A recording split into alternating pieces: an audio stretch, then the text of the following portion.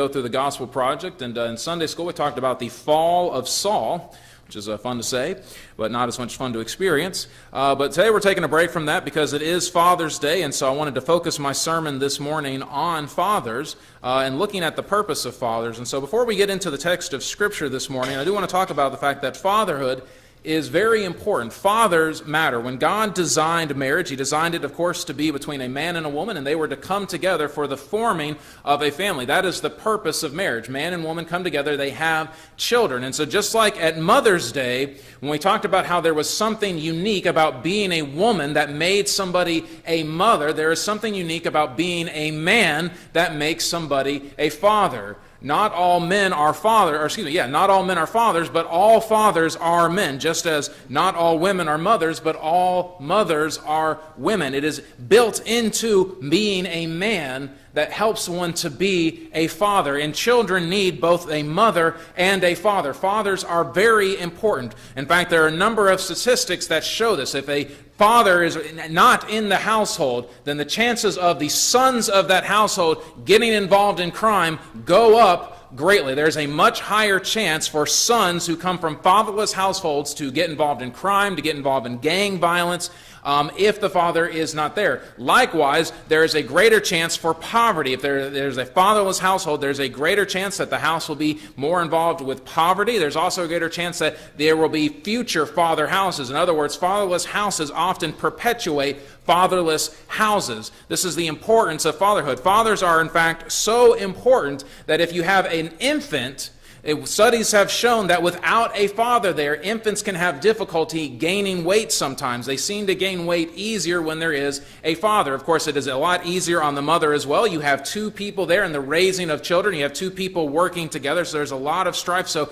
just as mothers are important, we spoke about the importance and the blessings of mothers on Mother's Day, fathers are also important. Of course, it's also important in regards to their faith and their Christianity. I'm sure many of you have seen it. It's a statistic that's been out on social media for a number of times, but if a child starts attending church regularly, there's about a 20 to 25% chance that the rest of the family will attend church on a regular basis.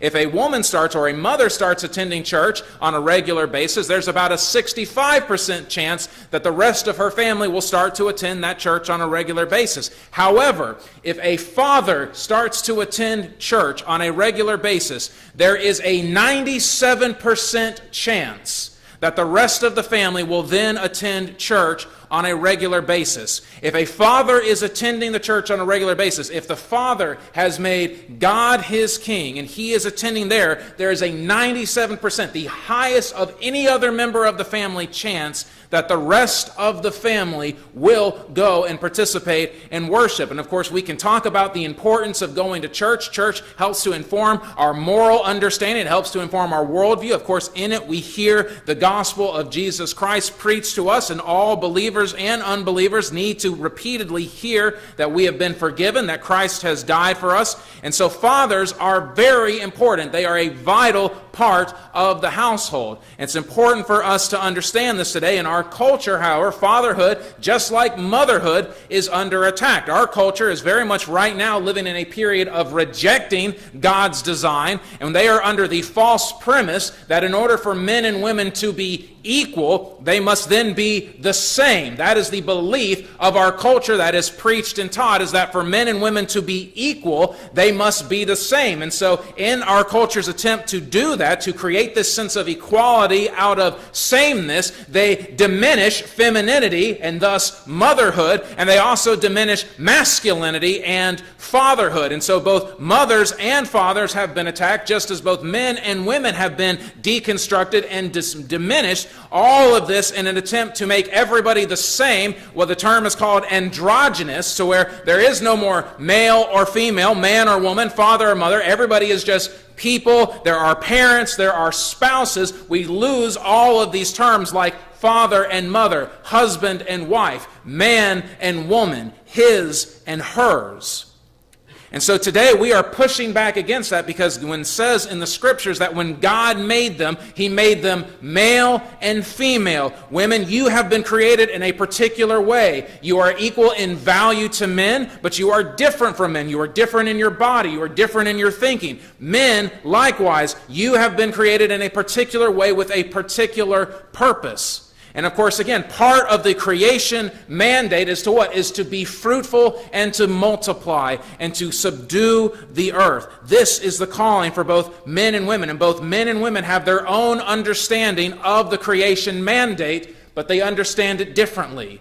And so this is why both fathers and mothers come together, because they understand, bringing their different understandings that complement each other. They then pass this down to the children, so the children get an understanding of who God is from a fatherly perspective, and they get an understanding of who God is from a motherly perspective. However, I will also say this, though, in regards to fathers. This has also been shown through a number of studies. Children, early on in age, what they will understand about God, they will understand from their fathers. What children understand about God from an early age, they will understand about from their fathers. Meaning, if the father is distant and cold, that will be how they will perceive God to be.